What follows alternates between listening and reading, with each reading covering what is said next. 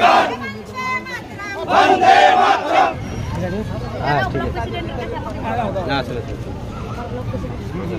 अच्छा बोलছিলাম আজকে আপনাদের কর্মসূচি কি ছিল?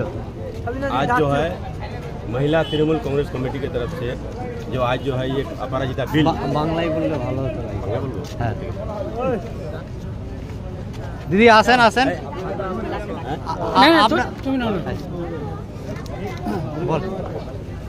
বলেন বলেন।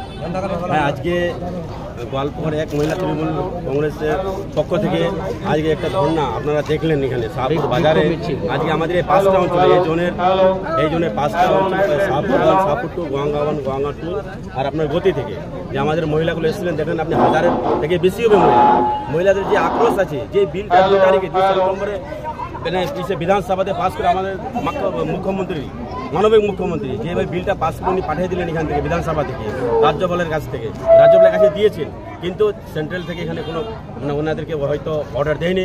যেমন খোকাবাবু বসে আছেন রাজভবনে ওনাকে না সিগন্যাল দিলে কেমন করে হবে? ওখানে জমিদারগুলো বসে আছে ওখানে বিজেপির ওই জমিদারগুলো এখানে সিগন্যাল না দিলে কেমন করে হবে? কিন্তু বিজেপি লম্বা লম্বা কথা বলছে। মণিপুরে আগুন লেগে গেছে কালকে রাজ্যসভাতে যখন এই কথা নিয়ে যখন ডিবেট করার জন্য যখন আমাদের যে শরিক দলগুলো যতগুলো আছে ইন্ডিয়া গঠবন্ধনের সবাই বললো কিন্তু এটাতে আমাদের রাজ্যসভাতে মানে কি হলো পোস্টপোন করে দিল এটাতে কোনো ডিবেট করবে না বলছে। মণিপুরে আগুন লেগে গেছে আপনারা দেখলেন অতদিন থেকে চলছিল। আজকে এখানে যে একটা আর্জি করে কাণ্ড হয়েছিল ওই কাণ্ডটা নিয়ে সবাই আমাদের মাননীয় মুখ্যমন্ত্রী রাস্তা নেমে গেছিলেন প্রতিটি ব্লকে প্রতিটি অঞ্চলে আমরা সভা করেছি।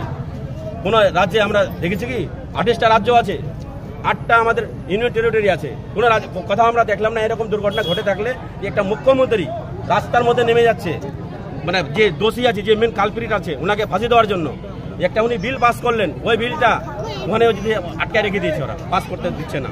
এটার প্রতিবাদে যে 2 সেপ্টেম্বরে বিলটা পাস করেছিল বিধানসভাতে ওই বিলটার প্রতিবাদে ওরা কেন করছে না ওখানে ওটাকে অর্ডার দিচ্ছে না আইনে মানে পরিবর্তন করার জন্য এটার প্রতিবাদে আমরা এই আজকে শাহপুর বাজারে মিছিলটা করলাম। কালকে আমাদের আবার বিক্ষোভ অবস্থান আছে মহিলাদের ওখানে গোয়ালপুরে আমাদের বিডিও অফিসের ক্যাম্পাসে হবে কালকে 2টার সময় ওখানে কালকে দেখবেন আপনারা অনেক কথা জমায়েত হচ্ছে। আজকে যে জমায়েত হলো এর থেকে বেশি জমায়েত হবে কালকে ওখানে।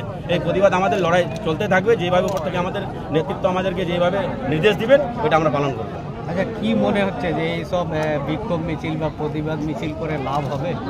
কেন লাভ হবে না? জনগণ চাইলে আপনারা দেখলেন কিছুদিন আগে 3টা কৃষি কানুন যেটা বিল পাস করেছিলেন ওই বিলটা যেমন এজিটেশন যেভাবে ধর্ণা মঞ্চ করলো আমাদের কৃষক ভাইগুলো আমরা আমাদেরকে স্যালুট জানাই যেভাবে বিলটা আমাদের মোদীবাবুকে বিলটা প্রত্যাহার করতে হলো। কেন না? জনগণ চাইলে অনেক কিছু হবে জনগণের হাতে সব কিছু আছে।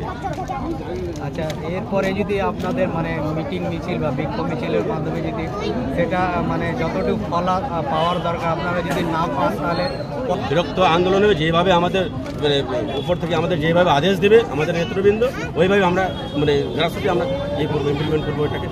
আপনার পরিচয়? আমার রয়েছে আমার গোয়ালপুর ব্লক তৃণমূল কংগ্রেসের প্রেসিডেন্ট। আমরা বিলটা যেন আমাদের পাস করতে হবে এটাই আমাদের দাবি ছিল।